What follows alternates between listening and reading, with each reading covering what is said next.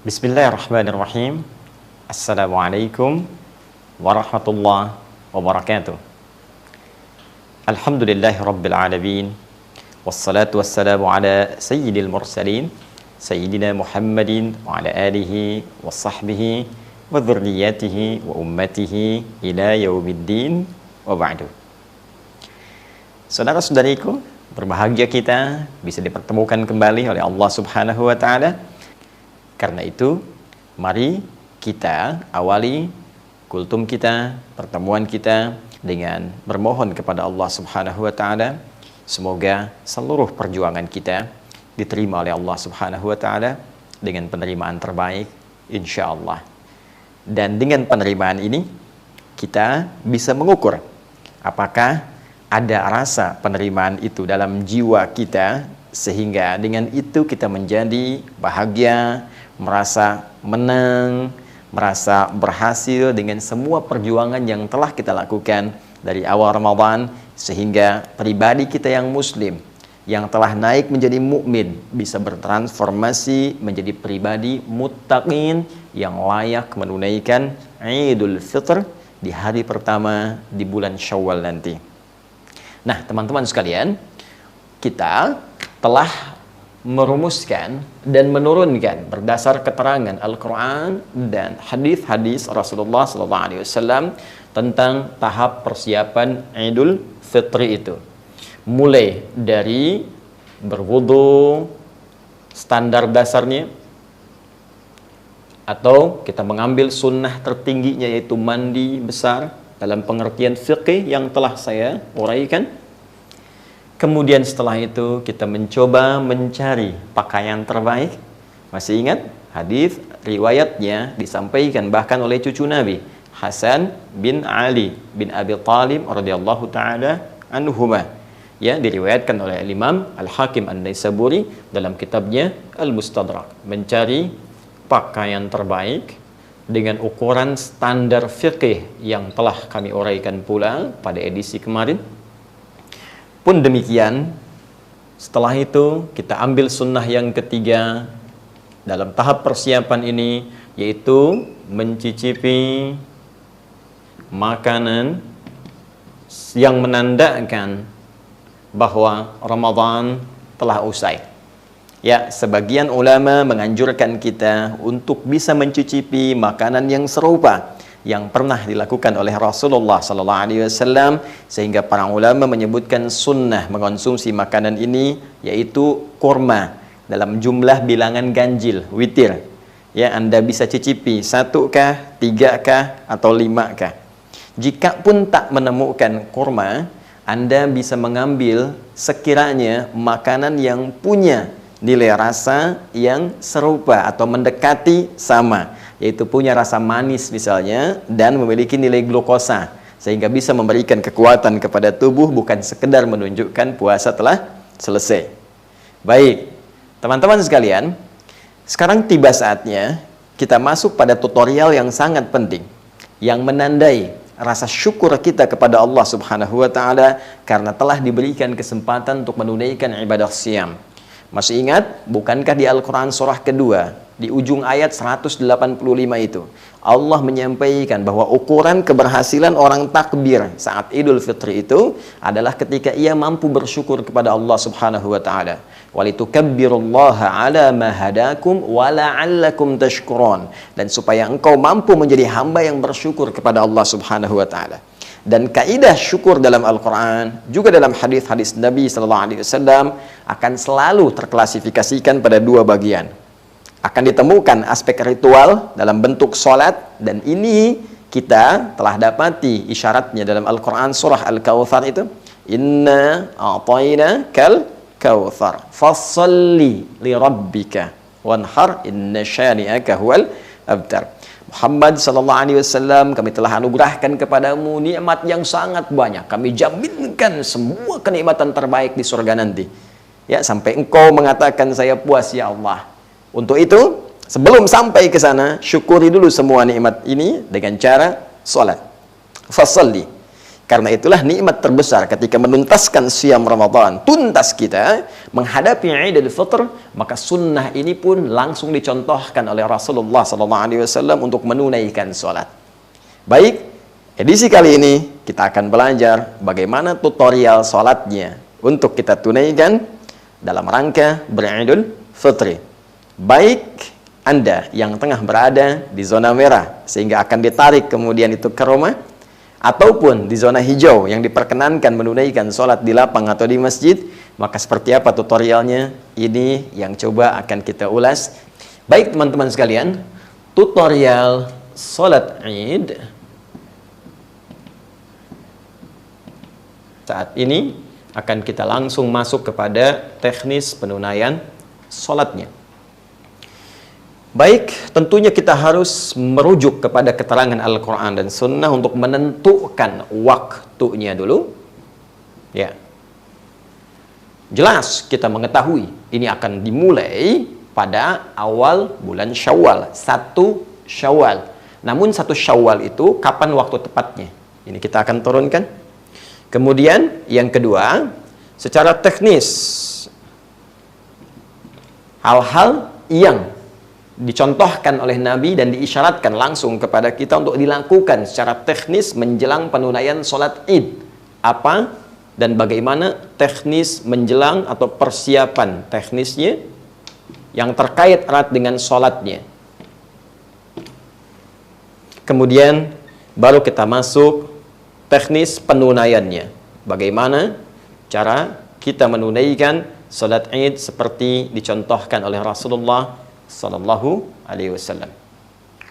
Baik, kita mulai pertama untuk masuk kepada penentuan waktu.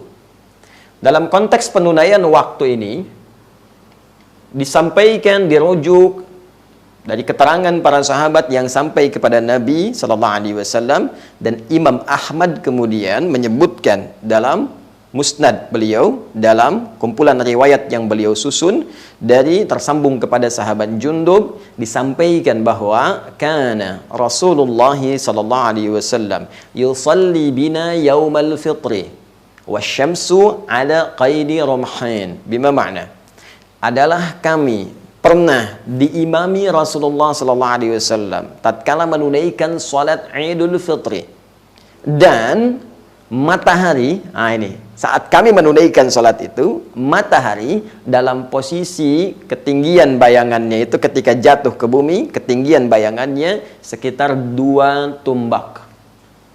Ya. 2 tombak.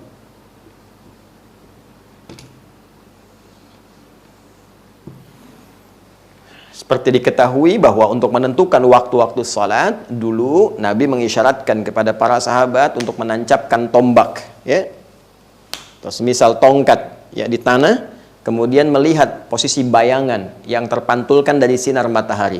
Apakah kemudian panjang bayangannya itu, ya, lebih tinggi dari tombaknya, berapa? Sama dengan tombaknya, ataukah kemudian telah mengecil sampai hilang.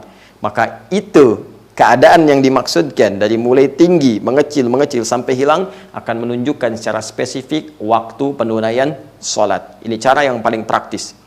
Baik, kalau kita lihat teman-teman sekalian, hadis-hadis yang terkait dengan ukuran bayangan 1 tombak, 2 tombak, ini waktunya tentunya terkait setelah matahari terbit dari tempat terbitnya, masyriq, ya. Kalau ia terbit dari tempat terbit, begitu pas terbit, kemudian dia bergeser, ya, bayangan sudah menunjukkan 1 tombak, ya. Ini disebut dengan waktunya dari awal duha, syuruk, ya, syuruk. Jadi saya tuliskan syuruk seperti ini. Ini awal duha, ada salat syuruk, gitu kan? Tersebut di dalam hadis riwayat At-Tirmidzi diantaranya disambungkan kepada Nabi sallallahu alaihi wasallam ketika beliau bersabda, man shalal ghadata fil jama'ati au fil masjid, siapa yang menunaikan salat subuh dengan berjamaah, ya, khususnya di masjid, ya, thumma yaq'udu yadhkurullaha, kemudian setelah itu dia nggak langsung beraktivitas yang lain, tidak langsung pulang kalau dia sedang di masjid, ya, tapi dia duduk berzikir kepada Allah Subhanahu wa taala. Zikir itu bisa baca Al-Quran, disebut dengan zikir. Quran surah ke-15 ayat 9. Ya, bisa juga dia zikir bertasbih, bertahmid, ya, bertakbir misalnya, ya, Al-Quran surah ke-4 ayat 103. Bisa berdoa, itu zikir. Quran surah ke-7 ayat 205. Ya, bisa menghafal Al-Quran, itu zikir. Quran surah ke-54 ya, ayat 17, 22, 32, 40. Bisa ikut ta'lim Sabtu Ahad, tak sadar gitu kan, tak terasa. Begitu selesai sholat ada ta'lim, itu bagian dari zikir. Dalilnya Quran surah ketiga ayat 190 sampai 191. Ya, baik, itu semua zikir. Kemudian thumma yusalli rak'atain, ya, fi bidayatid duha, maka dia sholat 2 rakaat setelah itu di awal duha. Ya, ketika mataharinya satu tombak itu awal duha. Maka ini sholatnya disebut dengan syuruk, pergeserannya disebut isyraq, ya, tempat terbitnya matahari ketika terbit, ya, itu disebut masyrik, terbit. Terbenamnya maghrib, ya. Masyrik dan maghrib dikumpulkan oleh Allah Subhanahu wa taala di firman-Nya pertama kali disebutkan di surah Al-Baqarah, surah kedua ayat 115. Walillahil masyriqu wal maghrib fa aynama tuwallu fa thamma wajhullah. Baik, maka milik Allah lah masyrik dan maghrib. Ini punya Allah, ini bukan Tuhan. Jadi jangan sampai kamu nyembah matahari.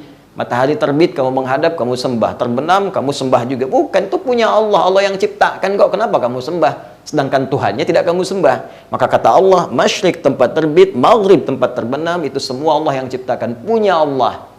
Baik, teman-teman sekalian, kalau Anda kebingungan tentang kiblat, kata Allah, silahkan menghadap kemanapun, maka Allah akan menemukanmu. Dalam konteks kita sedang menunaikan salat. Baik, fokus ke sini. Jadi masyrik itu tempat terbit. Ketika dia bergeser ke arah syuruk ini, maka pergeserannya disebut dengan isyraq. Ya, isyraq.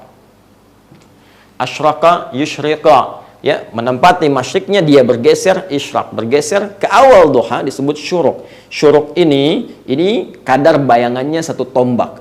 Ya, satu tombak. Baik, teman-teman sekalian, fokus bersama saya. Kadar bayangan satu tombak kurang lebih lah, kalau sekarang kita tarik misalnya, ya, setelah menunaikan sholat subuh, dari waktu subuh kurang lebih 1 jam sampai 1 jam setengah. Ya, kurang lebih demikian. Jadi kalau subuhnya misal 4:30, ya 5:30 sampai jam 6 atau kurang sedikit, itu masuk syuruk. Ya, jadi kalau kita misalnya ingin lebarkan menjadi 2 tombak, ya tambah kurang lebih setengah jaman lah, ya, secara maksimalnya. Jadi bisa kita tarik, kalau ini syuruk ditunaikan 1 tombak, kisaran durasi waktunya 1 jam, 1 jam setengah. Ya, pasca sholat subuh. Kalau sekarang kita ambil jam 6 misalnya, misal saja, ngambil waktu amannya, ya, fokus baik-baik. Maka untuk 2 tombak kita tambahkanlah 15 sampai 30 menitan. Ya, kurang lebih jam 6.30. 6.30 kalau kita mau mulai lebih awal di sini. Jelas? Nah, ini ukuran ini bergantung kepada kapan kita menunaikan sholat subuhnya. Ambil. Dan ini waktunya terbentang luas. Waktu ini. Jadi kalau kita ingin tunaikan, karena ini awal duha, terus kita tambahkan waktunya seperti tadi, kurang lebih 2 tombak ukuran jam 6.30, ya, dan waktu ini terbentang luas sampai ke menjelang zuhur. Ya, sehingga karena waktunya terbentang luas, teman-teman sekalian, ini untuk awal waktu penunaiannya. Jadi kalau kita tarik ke dalam waktu Indonesia misalnya bagian barat, sesuaikan dengan waktu sholat subuhnya, Anda ukur, kita ambil misalnya jam 6.30, ini awal waktunya. Baik, kalau sekiranya Anda ingin mengambil kelapangan dalam penunaiannya, silahkan. Waktunya terbentang, kata para ulama, sampai dengan menjelang zawal, sesaat sebelum zuhur. Sesaat sebelum zuhur. Ya, fokus. Kenapa ini penting saya sampaikan turunan ini? Umumnya, kalau kita menunaikan sholat id di lapang atau tempat terbuka, maka kita pada umumnya mengambil waktu-waktu yang awal. Karena ketika naik lebih tinggi waktunya, jam 7 kah, setengah 8 kah, kondisi mataharinya semakin naik, sinarnya semakin terasa. Ya, apalagi kalau ditunaikan di lapang jam 9, jam 10, siapa yang bisa tahan? Sholat aja udah begini-begini gitu kan? Maka bagaimana ketika mendengar khutbah, bubar mungkin, atau interupsi karena sudah terlampau panas. Ya, Tapi dalam situasi seperti sekarang, kan tidak semua orang bisa menunaikan di lapang. Ya, dalam kondisi pandemi COVID-19 yang tengah kita hadapi, ya, mungkin ini akan ditarik secara ilatnya ketika akan ditunaikan, yang tidak bisa di lapang, tidak bisa di masjid, tarik lagi ke rumah. Ya, dalam konteks di rumah inilah teman-teman sekalian, saya ingin katakan, kalau Anda tidak dapat di jam 6.30, tidak ada masalah. Anda tunaikan jam 7 misalnya. Ya, jam 7 belum siap, agendakan jam 8.00. Ya, ini bergantung tentunya kepada sunnah-sunnah sebelumnya yang ini. Walaupun akan lebih baik tentunya di awal waktu, itu ditunaikannya untuk menunjukkan kesungguhan kita. Kecuali kalau ketiduran, ya, efek terlalu malam Anda beraktivitas, tidur bangun-bangun jam 10 gitu kan. Baik, kembalikan. Jadi setelah berwudu, mandi, berpakaian terbaik, icip-icip makanan, kan? Setelah cicip, siap-siap, tentukan waktunya, jam berapa mau sholat.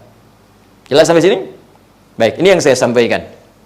Baik, syuruk sudah saya sampaikan, dengan pahala senilai haji dan umrah itu, ya sempurna kata Nabi, hadisnya sahih. Kemudian untuk waktu penunaian Idul Fitrinya, ditambah lagi sekitar 15-30 menit untuk menunjuk awal waktu penunaiannya, yaitu qaidi ramhain berdasarkan hadis yang tadi saya bacakan. Kemudian teman-teman, setelah itu fokus baik-baik. Sebelum sampai ke sini, saya ingin memberikan penekanan perbedaan antara penunaian sholat Idul Fitri dengan Idul Adha. Kalau Idul Fitri waktunya agak lebih melebar ke siang, Idul Adha lebih dimajukan. Ya. Kenapa? Karena ada ibadah. Karena ada ibadah yang sangat penting, sehingga dengan pentingnya ini dimasukkan pada kata adhanya, ya, yaitu udhiyah, menyembelihnya, yang lebih baik dilangsungkan di waktu duha. Jadi begitu masuk ke duhanya, penyembelihan dilakukan. Sehingga Idul Adha dilakukan lebih awal sholatnya. Ya, kalau tadi syuruk misalnya jam 6, ini kurang lebih syuruk ditunaikannya. Jam 6 sudah sholat Idul Adha. Dan sunnahnya tidak makan dulu. Beda dengan Idul Fitri. Sunnahnya Idul Fitri makan dulu, Idul Adha tidak makan dulu. Sholat, baru sepulang sholat ditunaikanlah kemudian sunnah untuk makan itu. Lebih baiknya dari hewan yang telah disembelih dan dimasak terlebih dahulu. Baik. Inilah yang menyebabkan Idul Adha lebih cepat ditunaikan sholatnya. Tapi Idul Fitri sifatnya agak santai dari segi waktu, karena ada sunnah-sunnah ini yang kita tunaikan terlebih dahulu. Jelas? Baik. Jadi dari waktu, sifatnya sudah saya sampaikan, jelas. Kita bisa mulai, ya, kalau saya sebutkan 2 tombak, tar semua orang keluar pasang tombak gitu kan. Tapi kan sekarang eranya sudah digital, ditarik. Sholat fardu dulu begitu. Tanam di lapang dulu kelihatan. Tapi sekarang kan lihat jam sekian, sekian, sekian. Bahkan jam tertentu sudah ada, syuruk jam sekian. Anda tinggal tambahkan saja. Sekarang kita ambil patokan misalnya yang sederhana, 6:30, siap-siap. Ya, semua siap. Jam 7 dimulai, misal. Baik, bergantung kondisinya. Ini sudah. Jadi kalau nanti tiba diumumkan oleh pemerintah kita, ya, berdasarkan pantauan hilal, berdasarkan hitungan dari falak astronomi, insya Allah akan ditetapkan Idul Fitri berlangsung hari sekian, ya, 1 Syawal bertepatan dengan tanggal B dan seterusnya. Dan mungkin diduga kuat 1 Syawal ini akan bertepatan dengan tanggal 24 Mei di hari Ahad. Ya, karena ini hari Jumat, posisi masih di bawah ufuk maghribnya.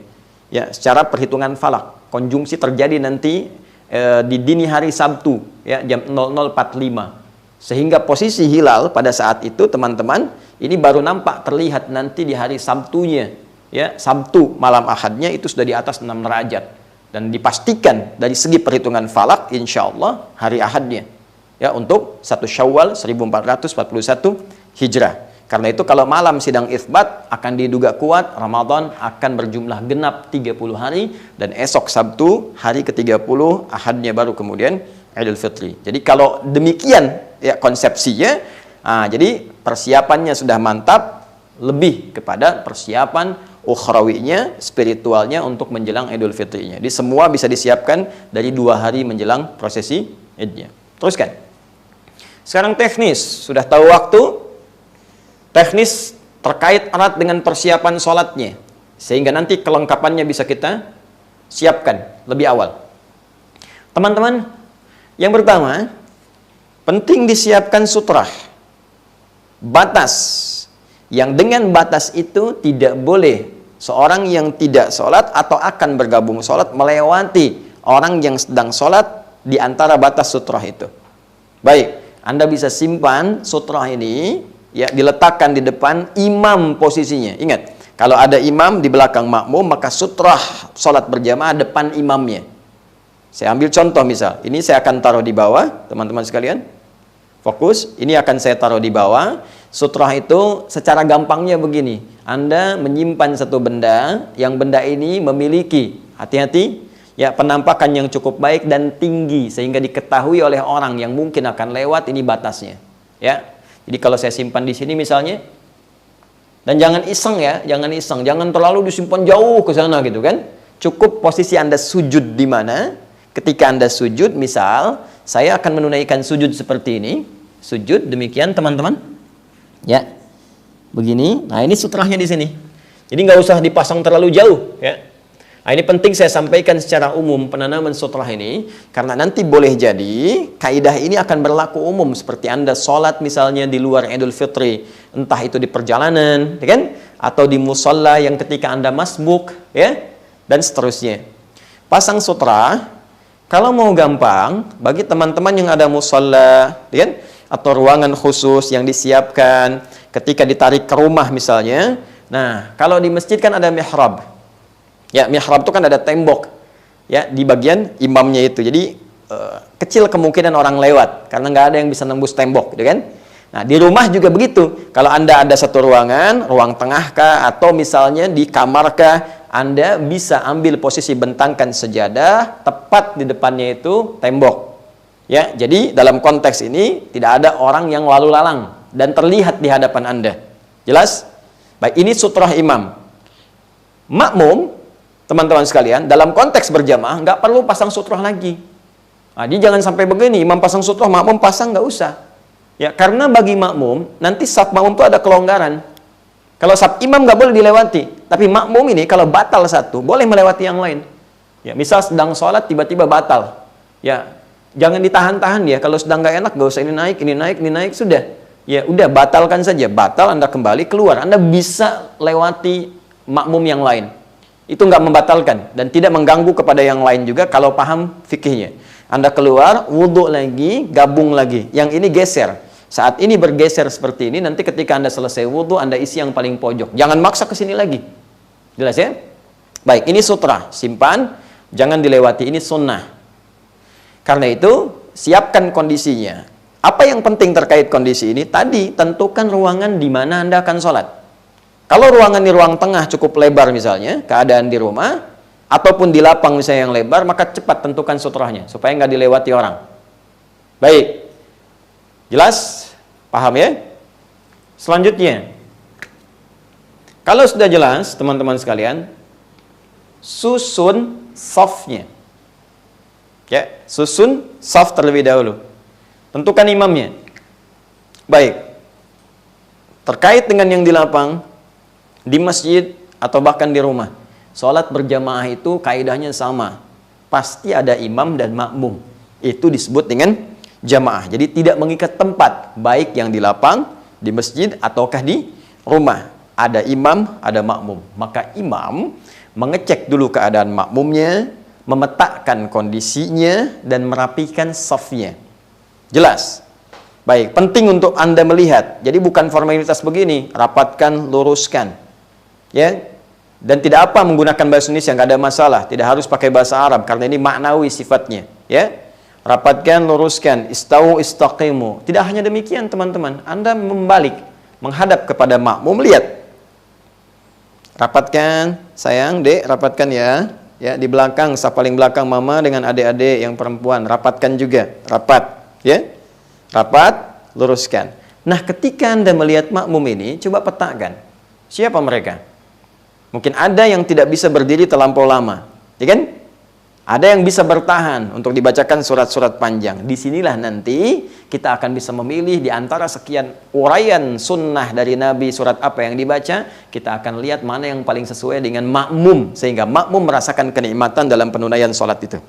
Jelas? Baik. Kemudian selanjutnya, teman-teman sekalian, teruskan. Sholat akan dimulai tanpa diawali adzan dan iqamah. Awas hati-hati, jadi jangan terlampau soleh. Ya, saya ulang, jangan terlampau soleh, tidak perlu ada adzan, tidak perlu ada iqamah. Tersambung hadis kepada Nabi sallallahu alaihi wasallam, diriwayatkan ketika Nabi akan menunaikan salat Id itu, maka kami tidak mengawalinya, kata para sahabat, dengan adzan ataupun iqamah. Jadi langsung beliau ya memberikan arahan kepada kami, meluruskan saf dan seterusnya, salatul jami'ah, siap-siap salat kemudian ditunaikan. Jelas? Baik, kalau sudah sampai ke situ, mari kita masuk kepada teknis utamanya. Baik, salat Id baik ditunaikan di lapang, di masjid, ataukah di rumah. Dan sekali lagi, saya ingin tegaskan kepada kita semua tanpa kecuali, dalam suasana yang sangat baik ini teman-teman sekalian, untuk saling menghormati penunaian sunnah. Baik sunnah yang dipilih untuk ditunaikan di lapang, di zona-zona hijau yang diperkenankan dengan konsolidasi otoritas setempat, ataukah ditunaikan di rumah yang kemarin saya terangkan dalilnya untuk mengambil hadis penunaian di rumah. Ya, hadisnya sudah saya jelaskan dari sahabat Abu Hurairah, dari sunannya Abu Daud, nomor hadisnya saya sebutkan 1162, bagaimana ketika kondisi Nabi akan menunaikan sholat, tiba-tiba fa'asabana matar, kata sahabat, turun hujan, maka Nabi tarik sholat itu ke masjid. Apa alasannya? Supaya sahabat kemudian tidak terkena hujan, mungkin fisiknya terganggu, ada yang sakit dan tak kondusif sholat. Jadi kalau untuk menghindari hujan saja ditarik kepada kondisi yang lebih rapat lagi, lebih terlindungi lagi, maka bagaimana dengan virus yang lebih mungkin kuat dibandingkan dengan dampak hujan yang mengenai tubuh seseorang.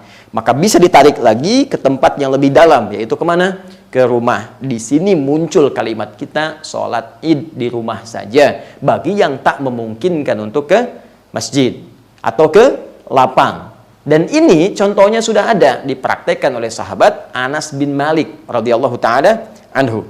Ya, Al-Imam Al-Bukhari meriwayatkan dalam hadis beliau di Abwabul Id, ya, Idain, bahkan Abwabul Idain, ya, bab pembahasan tentang sholat dua hari raya, baik Idul Fitri atau Idul Adha. Bab idza fatahul Id, bab spesifik pembahasan jika kehilangan kesempatan menunaikan sholat Id bersama orang banyak di lapang ataukah di masjid. Ya, thumma yusalli rak'atain, maka dia tetap bisa menunaikan sholat 2 rakaat. Wa kadzalika nisa, demikian pula perempuan-perempuan yang enggak sempat ikut bergabung, boleh dia tunaikan. Ini yang paling menarik. Wa fil buyuti wal qura, dan cara penunaiannya di rumah atau di kampung-kampung, tempat-tempat yang spesifik. Itu ada di halaman atau di juz yang kedua, di halaman ke-23. Memang hadis ini mu'allaq sifatnya. Ya, mu'allaq itu terputus beberapa rawinya sehingga kualitasnya tuh tidak terlampau valid, tapi dia punya penguat. Ya, di mana? Di Musannaf Ibnu Abi Syaibah. Ya, dalam musannafnya dikuatkan, jalurnya disebutkan, plus didukung di Sunan Al-Baihaqi, disebutkan jalur yang mu'allaq tadi, sehingga hadis ini naik menjadi kuat. Itulah kejeniusan Imam Al-Bukhari, walaupun tidak dimasukkan dalam kitab sahihnya, beliau tetap menyampaikan karena ada penguat dalam riwayat-riwayat yang lainnya. Ya, apa yang disebutkan di situ? Disebutkan bahwa sahabat Anas bin Malik jama'a ahlahu wa banihi. Ketika beliau tak mampu menunaikannya di lapang seperti yang lainnya, maka beliau coba kumpulkan keluarganya dan anak-anaknya. Thumma qama, kemudian naiklah ya asisten rumah tangganya, maulahu disebutkannya, ya, pembantu beliau. Naik kemudian pada saat itu Ibnu Utbah, ya, naik Abdullah bin Utbah, kemudian naik beliau mengimami, ya, salat 2 rakaat, bertakbir seperti orang-orang pun bertakbir. Mereka menunaikan sholat di lapang atau di masjid. Jadi seperti yang lain menunaikannya di lapang, seperti menunaikannya di masjid, maka beliau pun kemudian bersolat 2 rakaat sama persis dengan yang di lapang, sama persis takbirnya dengan yang di masjid, dan tidak ada bedanya sama sekali, kecuali nanti dalam persoalan khutbah saja. Jadi sahabat-sahabat sekalian, dengan uraian tadi dapat kita ketahui dengan rahmat Allah Subhanahu wa taala, ya, dan petunjuk yang jelas dari Rasulullah sallallahu alaihi wasallam yang memberikan kesempatan bahagia bagi setiap insan beriman, ya, yang telah berjuang menunaikan ibadah siam selama 30 hari itu. Allah memberikan apresiasi. Apa di antara hadiah yang Allah berikan kepada kita? Kesempatan yang luas untuk semua orang untuk menunaikan sholat Id. Jadi saking pentingnya Id ini, sudah nggak ada syarat mutlak misalnya, mesti di lapang aja. Kalau nggak di lapang, nggak ada Id. Tidak, teman-teman. Jangan khawatir. Yang tak bisa di lapang, silahkan di masjid. Tak bisa di masjid, silahkan di rumah. Dan semuanya disamakan petunjuknya oleh Nabi SAW. Tak ada beda penunaiannya, baik di lapang ataupun di rumah. Plus keutamaannya dengan kondisi masing-masing yang mengikat penunaian sholat yang dimaksudkan. Jadi dari sini, sekali lagi, jangan ada kesan pesimis ketika memang dalam kondisi tertentu kita mesti menunaikan di rumah. Tunaikan saja. Ya, sunnah jelas, petunjuk jelas, pedoman ada, alhamdulillah sah, pahala insya Allah dengan izin Allah diturunkan. Pun demikian dalam kondisi yang normal di sebagian tempat, tunaikan di lapang, ya, tunaikan atau di masjid, sama persis dengan yang di rumah tadi, tanpa ada perbedaan sedikit pun. Jelas?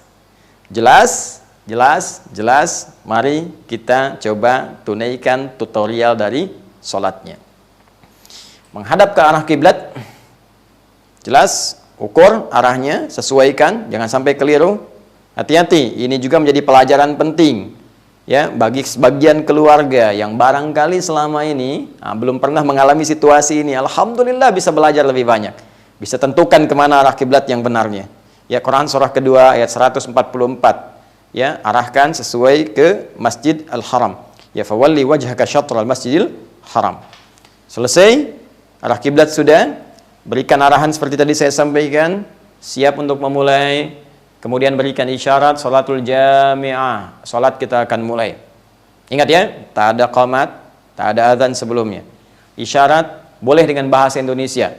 Ya, sholatul jami'ah boleh kalau mau pakai bahasa Arab atau bahasa Indonesia. Yuk kita mulai sholatnya berjamaah ya. Khusyukkan hati kita, tenangkan jiwa kita, dan rasakan kenikmatan untuk berdoa saat sholat. Nikmat.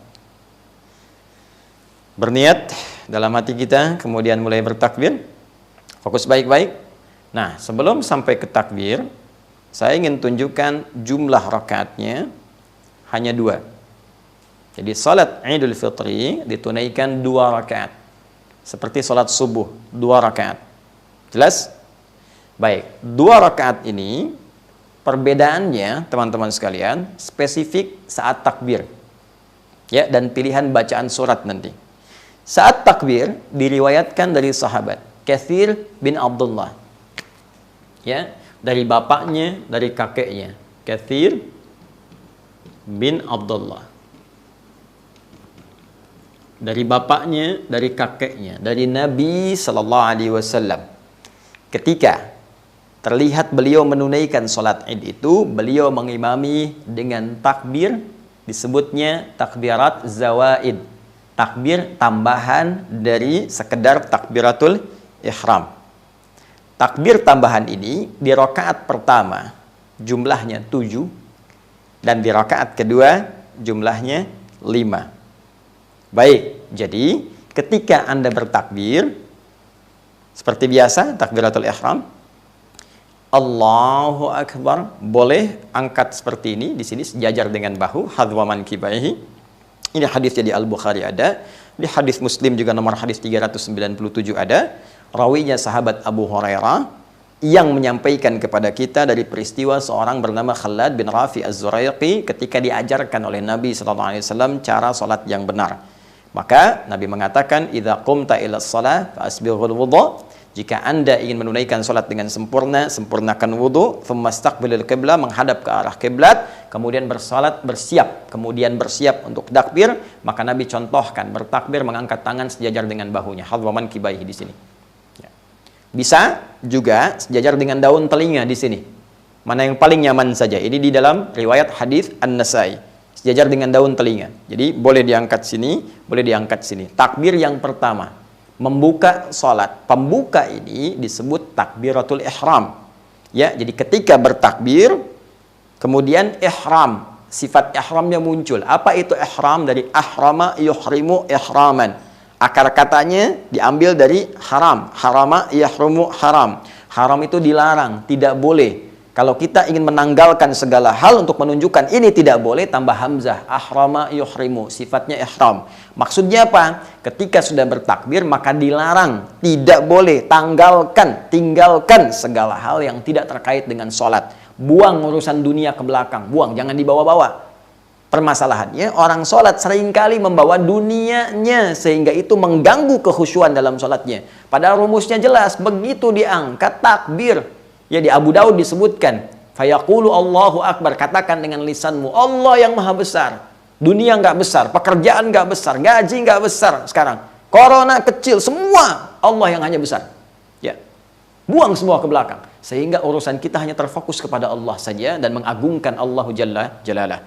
Diangkat seperti ini, kemudian angkat sejajar dengan ya telinganya atau sejajar dengan bahu atau daun telinganya. Maka setelah itu teman-teman sekalian, ihram, ingat ihram, buang semua yang tidak ada kaitan dengan salat. Fa wada'u kaffahul yumna aw yadahul yumna 'alal yusra, maka kemudian meletakkan telapak yang kanan di punggung yang kiri seperti ini.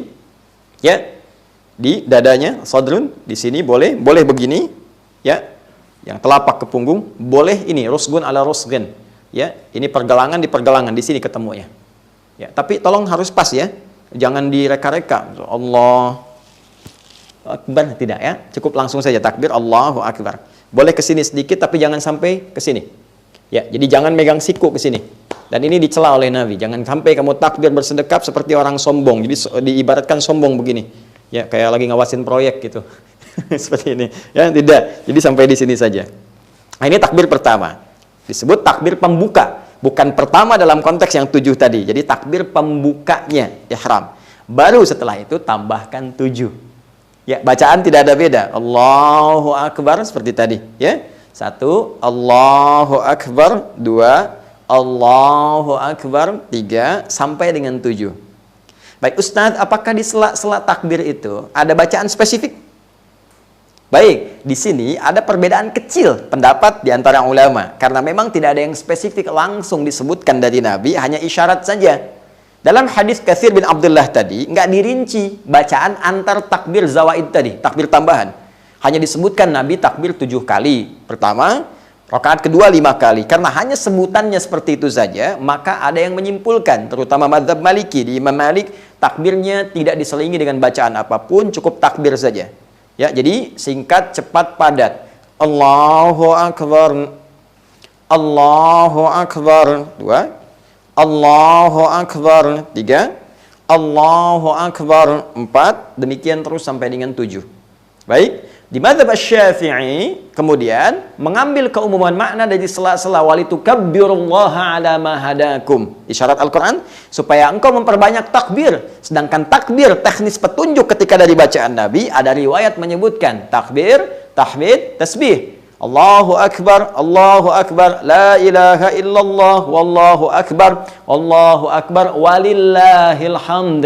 Ya, ada takbir, ada tasbih, ada tahmid. Maka sebagian, khususnya dari mazhab Asy-Syafi'i, mengisi sela-sela itu dengan kalimat-kalimat isyarat hadis tadi. Jadi begitu diucapkan takbirnya, diangkat tangannya, Allahu Akbar kabira, alhamdulillahi katsira, subhanallahi bukratan wa asila. Ya, atau perbanyak takbir saja, tahmid saja, atau tasbih saja. Ini umum sifatnya. Sampai dengan 7. Jadi Allahu Akbar, jeda ucapkan, Allahu Akbar, jeda ucapkan, mau tasbih, tahmid, takbir, atau dihimpunkan. Allahu Akbar kabira, walhamdulillahi katsira, wa subhanallahi bukratan wa asila. Allahu Akbar kabira takbir, walhamdulillahi katsira tahmid, ya wa subhanallahi bukratan wa asila tasbih. Ketiganya dikumpulkan dalam satu kalimat. Baik mengucapkan atau tidak berpengaruh kepada sahnya sholat. Jelas? Ya, jadi keduanya benar. Tanpa bacaan benar, tanpa mengatakan tadi benar, dikatakan pun baca tadi benar diantaranya. Ya, yang salah siapa? Belum tentu. Yang tidak sholat pun nggak salah karena hukumnya sunnah, Ferguson. Jelas ya? Nah, jadi jangan menyimpulkan sesuatu yang belum kita ketahui dasarnya. Paham ya? Baik, teruskan. Jadi fokus ya, fokus lagi. Sudah takbir, kemudian selesai 7 kali. Nah, diam sejenak. Baca iftitah. Ya, silahkan disesuaikan. Iftitah itu banyak, ada lebih daripada 9 doa. Mau baca yang panjang boleh, ya. Allahu akbar kabira, alhamdulillahi katsira, subhanallahi bukratan wa asila, ya. Kemudian disambungkan wajjahtu wajhiya lilladzi fataras samawati wal arda hanifan muslima wa ma ana minal musyrikin. Inna salati wa nusuki wa mahyaya wa mamati lillahi rabbil alamin la syarika lahu wa bidzalika umirtu wa ana minal muslimin atau wa ana awwalul muslimin. Boleh. Yang mau pakai Allahumma ba'id baini wa baina khataayaya silahkan, boleh. Atau yang paling pendek pun boleh, silahkan. Ya, jadi silahkan dipilih mana yang paling memudahkan. Setelah takbir, iftitah. Jadi kalau iftitah yang pendek, istiftah yang panjang. Ya. Setelah itu masuk Al-Fatihah, 7 ayat. Ya, Bismillahirrahmanirrahim sampai waladhdallin, selesai. Bismillahnya mau dijaharkan boleh yang jadi imam. Ya, jadi nanti ada setidaknya menghitung para ulama hadis ada 70 riwayat tentang bacaan Bismillah dibagi 4 klasifikasi. Pertama boleh jahar. Ini diambil nanti oleh Al-Imam Asy-Syafi'i, ditunjukkan pada muridnya sampai diikuti mazhabnya. Jahar. Jahar itu keraskan. Setelah selesai iftitah, masuk Al-Fatihah, Bismillahirrahmanirrahim. Jelas jahar. Sir. Sir itu silent, yang dengar cuma kita. Bismillahirrahmanirrahim. Alhamdulillahirabbil alamin. Jelas. 3, tidak dibaca sama sekali, langsung alhamdulillah. Alhamdulillahirabbil alamin. Jelas? Kemudian yang terakhir dibaca rakaat pertama dengan keras, Bismillahirrahmanirrahim. Selanjutnya tidak dibaca lagi. Anda boleh pilih mana yang paling mudah untuk dipilih. Jelas? Tapi sebelum membaca itu, ta'awudz dulu. Ta'awudz dan sifatnya sir. A'udzubillahi minasyaitonirrajim. Sir, silent, baru Al-Fatihah. Ulang, fokus. Takbir, iftitah, ta'awudz, Al-Fatihah. Setelah waladhdallin, amin, tuntas, baca surah. Surahnya bisa Anda pilih. Ya, berdasar hadis riwayat Al-Imam Muslim menyampaikan riwayat dari Nabi sallallahu alaihi wasallam bahwa kebiasaan Rasulullah sallallahu alaihi wasallam, sekali lagi, kebiasaan Rasulullah sallallahu alaihi wasallam ketika beliau menunaikan salat Idnya, maka di rakaat yang pertama beliau kalau tidak membaca surat Qaf, ya, surah yang ke-50 atau membaca Al-A'la, surah yang ke-87, ya, Sabbihisma rabbikal a'la. Ini yang sering dibaca Nabi. Kalau sekiranya ada kemampuan untuk bisa membaca satu di antara surah ini, silahkan dipilih. Apakah Qaf atau Sabbihisma rabbikal a'la. 1. Adapun kemudian di rakaat yang kedua, setelah selesai waladhdallin, amin, tuntas, maka kebiasaan Nabi sallallahu alaihi wasallam beliau memilih satu di antara 2 surah lagi. Ya, imma surah 54 Al-Qamar, ya, atau surah yang ke-88 Al-Ghasyiyah. Kalau tidak baca Al-Qamar, ya, iqtarabatis sa'atu wa insyaqqal qamar, atau hal ataka haditsul ghasyiyah. Ini kebiasaan. Kebiasaan yang Nabi kerjakan disebut sunnah. Sehingga para ulama mengatakan sunnahnya boleh. Rakaat pertama, Sabbihisma rabbikal a'la. Rakaat kedua, hal ataka haditsul ghasyiyah. Atau rakaat pertama, Qaf. Rakaat yang kedua, iqtarabatis sa'ah wa insyaqqal qamar. Ini pilihan. Kalaupun Anda melihat saat di awal tadi, begitu nengok makmum, oh, anak-anak kecil, masih bayi, ya, istri juga barangkali agak kesulitan, ada ibu mertua sepuh juga, mau dibacakan Qaf, mereka belum tentu kuat, ayatnya cukup panjang, ya, bukan hanya mereka nggak kuat, imamnya aja belum tentu hafal misalnya, ya, atau ala-ala juga demikian, ya, sudah imam nggak kuat, sudah imam nggak hafal, makmum belum kuat. Atau sudah imam belum hafal, makmum nggak kuat, nah, maka pilih Al-A'la, aduh belum bisa hafal juga Al-A'la misalnya, maka tidak usah susah-susah, baca yang tengah-tengah. Ad-Duha, ya, wad-duha wal-laili idza saja. Baik, ma wadda'aka rabbuka wa ma qala, baca Ad-Duha. Rakaat keduanya baca Al-Insyirah, karena Duha dan Al-Insyirah itu satu paket penurunannya. Ya, maka saya lebih senang kalau rakaat pertama baca Ad-Duha, kedua Al-Insyirah. Ustadz, saya sulit juga Ustadz bacanya. Nah, ini qadar Allah ini, alhamdulillah, syukur pada Allah saya diberi kesempatan jadi imam seumur-umur di keluarga. Mudah-mudahan hisabnya ringan di hari kiamat dan bisa jadi tanda di hadapan Allah, ya Allah saya pernah jadi imam di keluarga. Ya, bawa, ini kesempatan. Kalau bisa para ayah di rumah jangan wakilkan. Kalau bisa Anda, Kecuali kalau Anda telah siapkan generasi penerus, anak-anak yang sudah 30 juz, hafid, kebanggaan, silahkan. Tapi kalau Anda mampu lakukan, itu akan meringankan hisab Anda di hari kiamat. Ketika ditanya apa yang sudah kamu kerjakan sebagai seorang ayah, ya Allah, Engkau maha tahu, aku pernah menjadi imam dalam salat Id bagi keluargaku. Dan ini mungkin akan meringankan dari sekian hisab yang akan Allah tanyakan kepada kita. Kalau sulit ad-duha, sulit al-insyirah, bukan aib. Anda memimpin dengan al-ikhlas, qul huwallahu ahad, atau al-falaq, atau an-nas, tidak ada masalah. Yang penting ada satu lembaran tertuliskan di episode kehidupan kita, bahwa kita pernah jadi kebanggaan di keluarga dengan memfungsikan fungsi keimaman kita, bukan sekedar di rumah tangga, mengurus rumah dan persoalan tangga, tapi juga dalam persoalan konteks spiritual dan untuk akhirat kita. Nah, selebihnya teman-teman, tidak ada beda. Setelah selesai surah yang pertama, ruku seperti biasa, Allahu Akbar, ruku. Baik, kemudian yang tidak, ya, sami Allahu liman hamidah, seperti biasa saja, seperti Anda salat subuh. Ya, 2 rakaat. Ya, hanya nanti tidak ada kunut. Ya, sepakat kalau Idul Fitri nggak ada kunut ya. Kemudian setelah itu, rakaat kedua juga demikian sampai dengan salam. Dan selesai salat Idnya. Baik. Bagi yang di lapang atau di masjid, setelah selesai dilanjutkan dengan khutbah. Sunnahnya. Baik ya? Untuk menyampaikan kegembiraan. Dan khutbahnya singkat padat. Ya, Nabi hanya tersebut dalam riwayat-riwayat, ya, hamadallaha wa athna alaihi, beliau memuji Allah. Ya, kemudian wa wa'adhan nas, menyampaikan nasihat kepada orang-orang, wa dzakarahum, mengingatkan mereka untuk meningkatkan takwa kepada Allah Subhanahu wa taala. Lalu memerintahkan kemudian kepada Bilal untuk memotivasi orang-orang yang mau sedekah. Nah, ini dasar penyebaran kotak infak gitu ya. Nah, itu dasarnya ada. Hadisnya juga ada, sahih hadisnya. Ya, bahkan itu disebutkan ada perempuan-perempuan yang nyimpan perhiasannya, nyampaikan hartanya dan sebagainya. Itu dalam konteks yang normal. Dalam kondisi Anda ada di rumah, nah, di sini sebagian besar berpendapat bahwa tuntutan untuk berkhutbah itu lebih ringan, artinya ditiadakan, tidak ada masalah. Karena yang penting dalam sholat Id itu adalah sholatnya. Ya, adapun khutbah itu untuk menyampaikan pesan kepada orang banyak, orang-orang. Nah, ini di rumah Anda cuma Anda dan keluarga. Jelas, gitu kan? Walaupun kalau ingin khutbah tidak dilarang, cukup penuhi rukunnya saja. Ya, paham ya? Memuji Allah Subhanahu wa taala, kan? Bersalawat kepada Rasulullah sallallahu alaihi wasallam, kemudian syahadat, berikan pesan singkat sudah. Ya, kalau enggak bisa pesannya baca ayat takwa, ittaqillah. Ya, ya ayyuhalladzina amanu taqullaha haqqa tuqatih wa la tamutunna illa wa antum muslimun. Enggak hafal juga sampaikan, "Ma, adik-adik sekalian, anak-anakku, yuk kita mulai dengan papa dan kita semua untuk meningkatkan takwa kepada Allah." Selesai, barakallahu li wa lakum, doa, tutup. Minta, boleh pakai bahasa Indonesia, tidak ada masalah.